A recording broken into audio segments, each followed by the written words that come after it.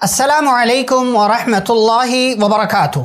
بسم اللہ والصلاة والسلام علی رسول اللہ نبینا محمد وعلی آلہ واصحابہ ومن والا، اما بعد۔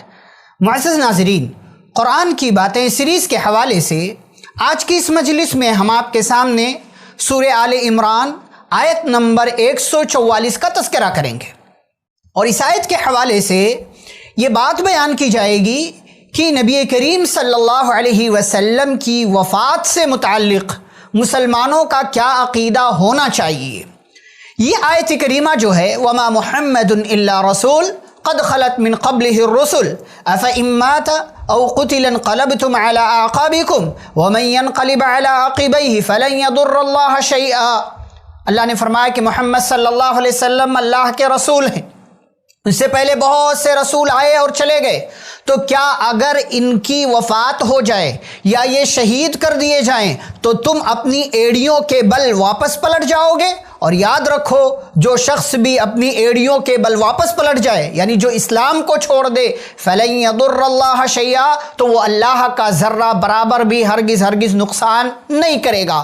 یہ آیت کریمہ نازل ہوئی جنگ احد کے موقع سے، جب پیارے نبی صلی اللہ علیہ وسلم کی شہادت کی افواہ اڑا دی گئی کہ آپ صلی اللہ علیہ وسلم جنگ احد کے میدان میں شہید کر دیے گئے، تو صحابہ کرام کی صفوں میں ماتم بچھ گیا اور ایسا لگا کہ صحابہ میدان چھوڑ کر کے بھاگ جائیں گے۔ اللہ نے یہ آیت نازل کر کے یہ پیغام دیا کہ دین کس کے لیے قبول کیا تھا، رسول کے لیے یا اللہ کے لیے؟ اگر رسول صلی اللہ علیہ وسلم کی وفات ہو جائے تو کیا تم دین کو چھوڑ دو گے؟ اور اگر تم نے دین کو چھوڑ دیا تو یاد رہے کہ ایسی صورت میں اللہ کا کچھ بھی نقصان نہیں ہوگا بلکہ تمہارا نقصان ہوگا۔ اب اس آیت کریمہ کو آپ سامنے رکھیں، نبی کریم صلی اللہ علیہ وسلم کی وفات کا کیا عقیدہ ہے سمجھتے ہیں۔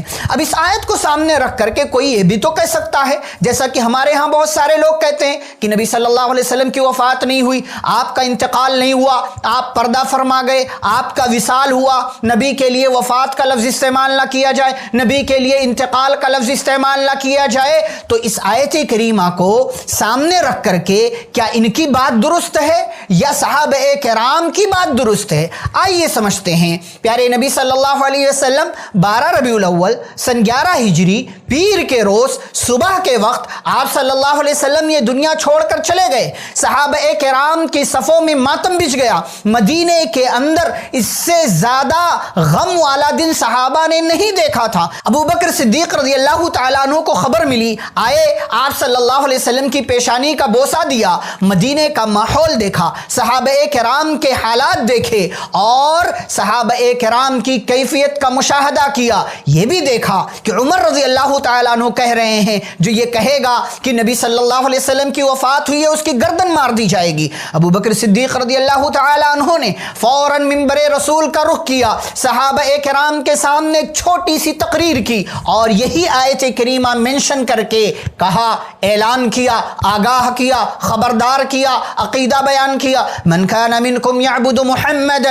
فإن محمدا قد مات۔ تم میں سے جو محمد صلی اللہ علیہ وسلم کی عبادت کرتا تھا وہ سنے کہ محمد صلی اللہ علیہ وسلم کی وفات ہو چکی ہے۔ ومن کان منکم یعبد اللہ فإن اللہ حی لا یموت۔ اور تم میں سے جو اللہ کی عبادت کرتا تھا تو وہ بھی سن لے کہ اللہ ہمیشہ سے زندہ ہے، اسے کبھی موت نہیں آنے والی۔ اسی آیت کریمہ کو منشن کیا۔ یہ چھوٹی سی اسپیچ تقریر ختم ہوئی، مدینے کا ماحول، صحابہ کی حالتیں بالکل بدل گئی اور انہیں ایسا لگا جیسے یہ آیت کریمہ آج ہی نازل ہوئی ہے، اور انہوں نے اس بات کو تسلیم کر لیا کہ نبی صلی اللہ علیہ وسلم کی وفات ہو چکی ہے۔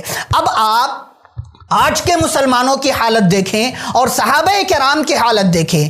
آج کے مسلمانوں کا عقیدہ چیک کریں، صحابہ کرام کا عقیدہ چیک کریں۔ قرآن یہ کہتا ہے، حدیث یہ کہتی ہے، صحابہ کا یہ عقیدہ ہے کہ پیارے نبی صلی اللہ علیہ وسلم اس دنیا میں آئے اور اپنی زندگی کے 63 سال گزار کر آپ اس دنیا سے چلے گئے، آپ صلی اللہ علیہ وسلم کی وفات ہو گئی، اور اسی لیے صحابہ کرام نے آپ صلی اللہ علیہ وسلم کی نماز جنازہ ادا کی اور آپ صلی اللہ علیہ وسلم کو مٹی کے قبر کے حوالے کر دیا گیا۔ نعوذ باللہ، اگر ہم اس بات کو مانیں کہ نبی صلی اللہ علیہ وسلم کی وفات نہیں ہوئی ہے تو ہمیں یہ ماننا پڑے گا کہ صحابہ کرام نے زندہ نبی صلی اللہ علیہ وسلم کو قبر کے حوالے کر دیا، جبکہ یہ بات بالکل ہماری سوچ سے پرے ہے، ہماری سوچ سے دور ہے۔ ہمارا عقیدہ وہی ہونا چاہیے جو قرآن کا ہے، جو حدیث کا ہے، جو صحابہ کرام کا عقیدہ ہے، اس لیے کہ اسی میں نجات ہے، اسی میں خیر ہے، اور یہی جنت کا دروازہ ہے۔ عقیدے میں بگاڑ، تمام چیزوں میں بگاڑ، عقیدہ درست تو انشاءاللہ ساری چیزیں